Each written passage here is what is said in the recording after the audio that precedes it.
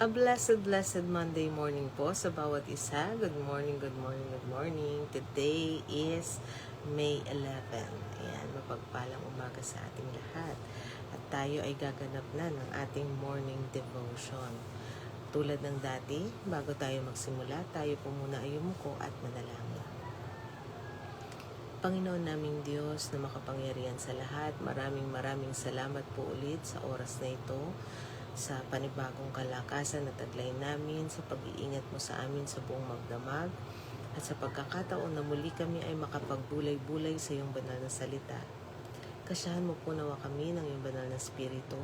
Pagkalooban mo po kami, Panginoon, ng karunungan na maunawaan ang iyong mga salita, at ito ay mai-apply namin sa aming pamumuhay. Bigyan mo kami, Panginoon, ng kalakasan na laging ganapin, Panginoon, kung ano ang tama at mabuti sa iyong banal na harapan. Gabayan mo po ang iyong lingkod na siyang nangunguna sa gawain ito, Panginoon. Ikaw po nawang magkaloob sa akin ng karunungan, kakayahan, Panginoon, na maibahagi ang iyong mga salita ng tama at may kalinawan. Gabayan mo, Panginoon, ang iyong mga anak na gumaganap nito.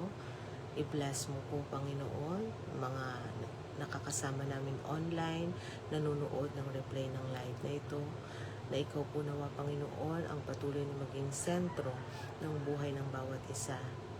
Haplusin mo rin, Panginoon, ang iyong mga anak na nasa banig ng mga karamdaman at mga pagsubok sa buhay.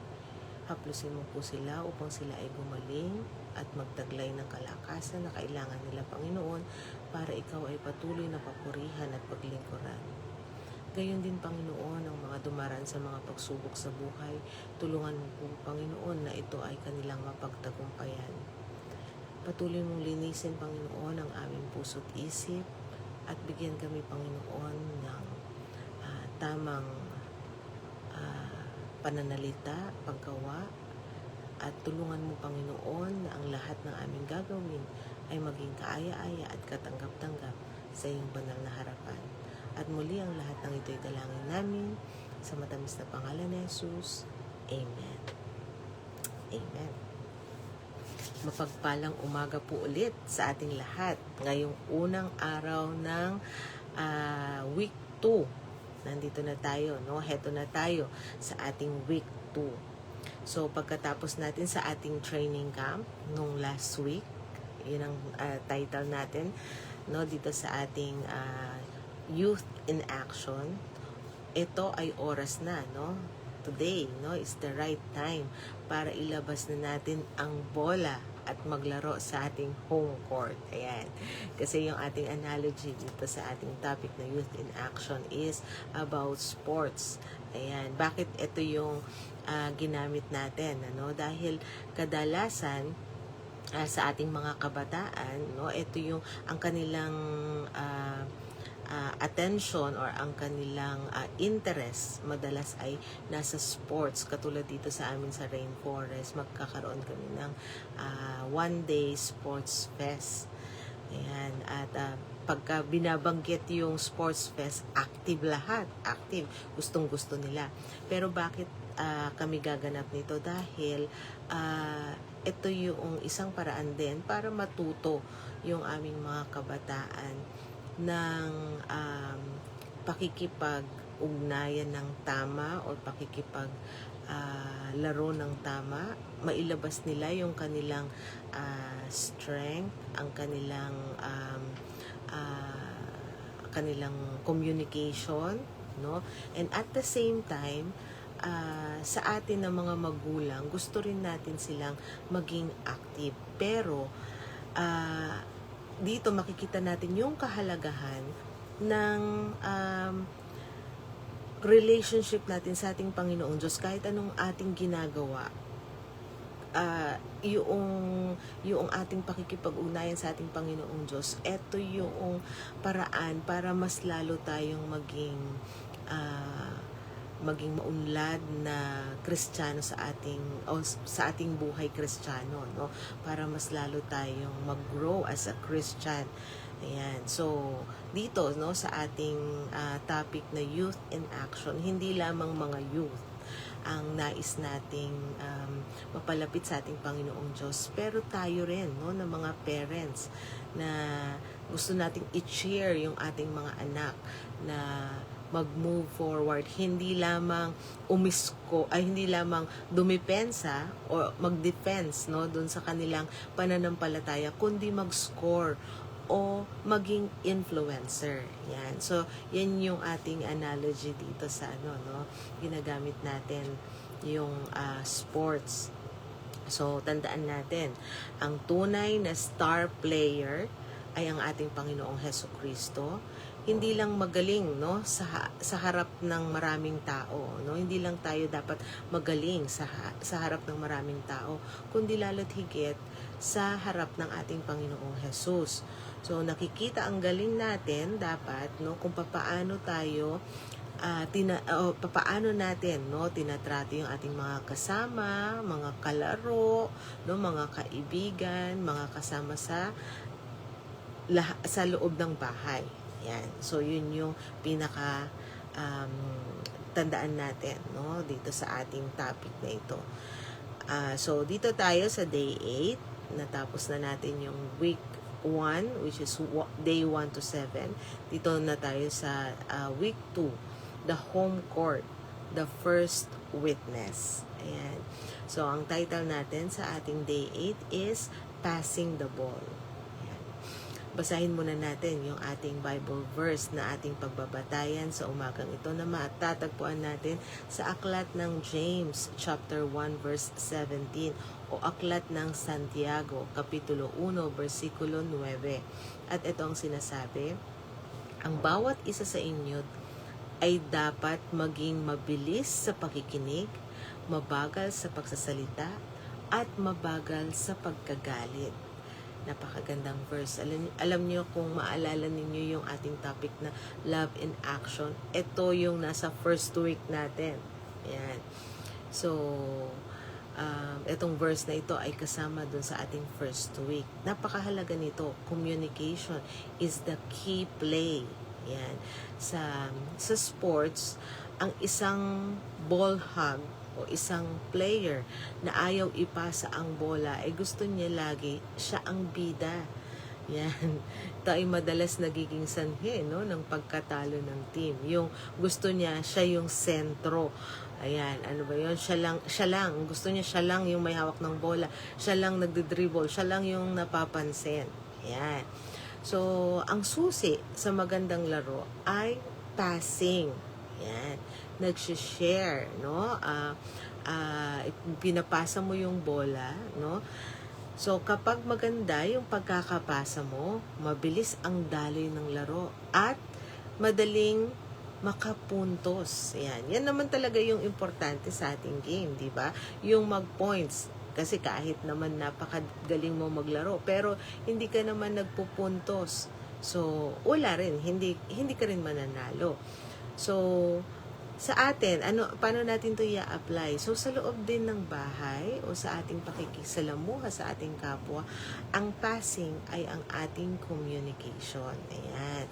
Kaya, yung ating verse, no, na nabasa natin sa aklat ng Santiago, kapitulo 1, versikulo 9, no, nasabi niya, ang bawat isa sa inyo dapat maging mabilis sa pakikinig. Bakit maging mabilis sa pakikinig? Ibig sabihin, ito yung unahin natin, yung ating listening ability. No, bago tayo sumagot, siguraduhin natin naunawaan natin maigi kung ano yung sinabi ng ating kausap. Ayan. Sa isang tao na kung ang sentro niya ay yung kanyang sarili o yung kanyang emotion, minsan nabablock, no, yung tamang pakikinig. Pero kung tayo ay nakafocus sa ating kausap, mauunawaan natin yung kanyang sinasabi. And in that way, makakapag-respond din tayo ng tama. So, dapat yun yung una, yung marunong tayong makinig. So, in communication, ito yung very crucial part, no? Yung pakinggan muna natin yung ating kausap. Ayan. So, dapat mabagal din tayo sa pagsasalita. Hindi naman siguro yung bagal na katulad ni Kuya Cesar na ang bola ay ipinasa. Ay, shoot na pala. No, yung mga ganun. Naalala ko si Kuya. Ayan. Pero, no, hindi naman ganun. Ang gustong sabihin dito na mabagal sa pagsasalita is, pinag-isipan muna natin yung ating isasagot. Hindi yung parang excited tayong magsalita o igiit yung nalalaman natin o gustong-gusto natin ipakita na alam natin, no, yung pinag-uusapan o alam natin yung topic dyan o tayo yung bida doon sa kwentuhan. So, dapat, no, magkaroon tayo nitong damdamin, no, ng tamang pakikinig at attention. So, yung intentional, no, na pakikipag o pag-unawa o pag-intindi sa ating kapwa. So, kapag hindi tayo nag-uusap ng maayos o kapag puro sigawan at sumbatan, no, sa tahanan, para tayong mga player na nagbabangayan sa court. Nakapanood na ba kayo ng laro na naabot sa away? Hindi maganda, no? Nakakainis.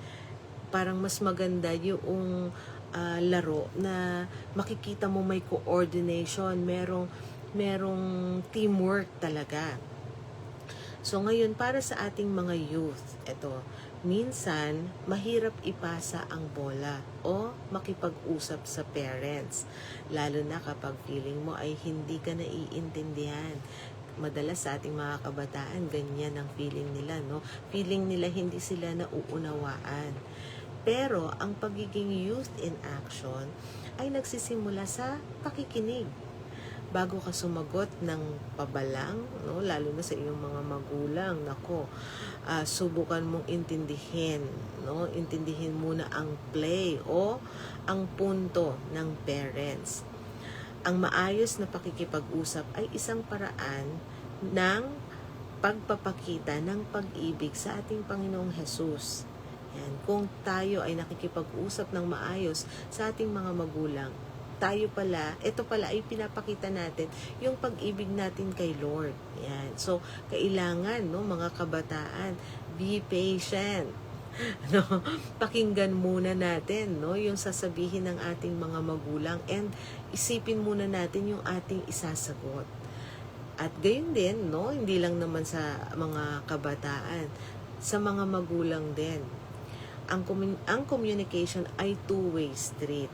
Minsan masyado tayong focus sa pagbibigay ng instruction o pagiging coach, no? Nakakalimutan nating makinig o pakinggan yung nararamdaman ng ating mga player o ng ating mga anak. So, katulad, no, nitong ng aking asawa, ng aking anak, no, sa gitna ng stress na naranasan namin nung nakaraang few weeks, no, bago siya nag-enroll, bago siya nakapili ng kanyang kurso, ang pinaka-importanting play, no, ay ang pag-upo at pakikinig sa takot o yung takot ng aming anak dito sa pagtahak niya, no, sa panibagong level o yugto sa kanyang buhay. So meron siyang mga takot, no, na kaya yun yung mga humahadlang doon sa kanyang mga paggawa ng kanyang desisyon. So yun yung binigyan namin, no, ng aking asawa ng pansin na pakinggan yung yung bagay na kinatatakutan niya. At nung ma-realize namin, no, doon namin siya nabigyan ng tamang payo na ito pala yung nagpababa ng kanyang confidence, ito pala yung reason kung bakit ayaw niyang subukan yung ibang mga bagay, no, gusto niya doon sa comfort zone niya. Yan. So, yung communication o yung pagiging open sa isa't isa, ito yung unang nagsosolve, no, ng problem sa tahanan. So, huwag nating i-block, no, ang kanilang mga salita. Sa halip, saluhin natin ito ng may pagmamahal. Kapag maayos ang passing sa bahay, yung passing natin is yung communication. Pag maayos yung passing sa bahay, mas masarap maglaro bilang isang team. Yan. So, tandaan natin na napakahalaga ng maayos na communication. Ngayon, dito tayo sa in-action challenge para sa youth. Ngayong araw na to, subukang makipag-usap sa parents nang hindi humahawak ng cellphone. Ayan. Kasi itong cellphone, isang way din ito para ma-distract tayo o hindi tayo makapag-focus ng tama sa pakikipag-usap natin sa ating mga magulang. Kasi syempre kung iniisip mo yung kausap mo or yung binabasa mo or yung pinapanood mo or yung nilalaro mo, hindi mo na naiintindihan kung anong sinasabi ng iyong mga magulang. Kaya, kung tayo ay makikipag-usap sa ating mga magulang, i-pause muna yan, i-stop muna yan, ibaba muna yan, and listen carefully, no, sa sinasabi ng ating mga magulang. Tandaan natin, sila ang head, no, sila yung pinaka leader sa tahanan. Kaya, ikaw ba, kung kaharap mo yung leader, babaliwalain mo lang siya at uunahin mo yung ginagawa mo? Hindi, di ba? So, kung ang ating mga magulang ang leader sa tahanan, dapat bigyan natin sila ng full attention. So, tignan natin sila sa mata, no? At ikwento ang isang bagay na nagpapasaya o nagpapahirap sa atin. Maging open tayo sa ating mga magulang. So, practice clean passing, no? Maging vocal at maging straightforward tayo, no, sa ating pakikipag-usap, lalo na sa ating mga magulang. Okay, sa mga magulang naman, ito yung ating in-action, no? Mag-initiate tayo ng isang no judgment conversation. Tanungin ang anak, ano ang isang bagay o ang pwede mong gawin para mas maramdaman mo pinakikinggan ka namin. Yan. Yun yung magandang sabihin natin, no, sa ating mga anak. At makinig lang tayo, no? Huwag muna tayo mag-lecture. Minsan kasi, no, isa pa lang na sentence yung nasabi ng mga anak natin, react na tayo. Di ba? Ako, no, isa to, no, sa lesson ko rin sa aking buhay, no, ang bilis mag-react. Ayan. So napakagandang paalala, no, sa bawat isa sa atin sa umagang ito. Batiin ko lang, no, ang ating mga kasama online. A blessed morning kay Ading Shirley. Happy Mother's Day, no, sa ating mga nanay kahapon. Ayan. So meron pa tayo isang kasama pero hindi siya lumilitaw dito. Ayan. So a blessed morning po sa bawat isa sa atin. Bago tayo magtapos dito sa ating morning devotion, tayo po muna ay yumuko at manalangin. Ama naming Diyos na makapangyarihan sa lahat, maraming salamat po sa iyong mga salita na aming narinig sa umagang ito. Nagbukas ng aming puso, ng aming isipan, ng kahalagahan ng pakikipag-ugnayan ng tama at maayos sa aming pamilya, sa aming mga anak, sa aming mga magulang. Ikaw po nawa, Panginoon, ang laging maging sentro ng aming pamumuhay. Bigyan mo kami ng tamang salita, pangunawa, Panginoon, at kakayahan, Panginoon, na masabi namin ng tama ang aming nasa puso, nasa isip, ng malumanay at may pakikinig din sa aming mga mahal sa buhay. Bigyan mo kami, Panginoon, ng tamang atensyon, ng tamang kontrol sa aming pakikipag-usap. Bigyan mo kami, Panginoon, ng tamang salita na magiging daluyan ng pagpapala, Panginoon, sa mga mahal namin sa buhay. At muli, Panginoon, ikaw po nawa ang manguna sa amin sa lahat ng aming gagawin sa buong maghapon na ito. At nawa palaging makita ang liwanag na nagmumula sa iyo, Panginoon, sa buhay ng bawat isa. At Ama, patuloy mo rin kaming gawing karapat-dapat sa napakadami mo pong biyaya at pagpapala sa amin. At muli ang lahat ng ito'y dalangin namin sa matamis na pangalan ni Jesus. Amen. Amen. blessed morning po ulit sa bawat isa. And see you later sa ating evening devotion sa pangunguna ni Sister Kathleen.